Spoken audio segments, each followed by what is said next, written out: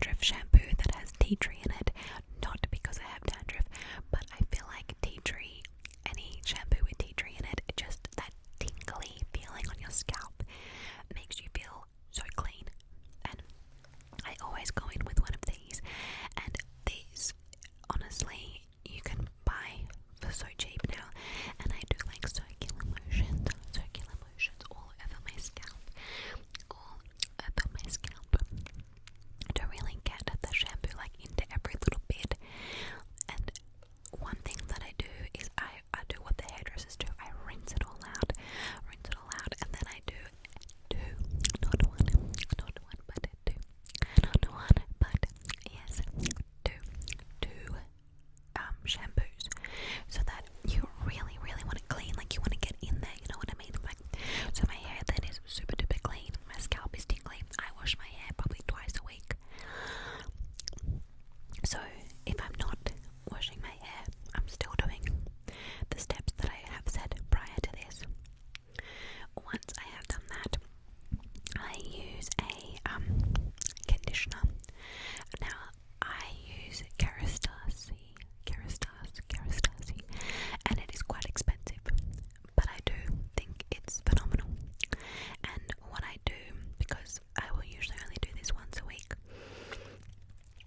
I put this in, and then I leave it in my hair for the rest of the shower. Now I use this when I do my everything shower, right? So I put in that, and it is so hydrating. And when that is just sitting in my hair, I will comb it through so it gets to all the ends. And then literally I have so many things here. And then what I do is I will shave my body. Now, shave my body, you know what I mean? Because you want to make sure that you have exfoliated and that you have clean skin before you shave your body. So I use a shaving foam. Now this one is coconut and vanilla, and it smells phenomenal. I'm going to repeat the sentence, it smells phenomenal a million times today. But this one is just from Woolworths. I don't know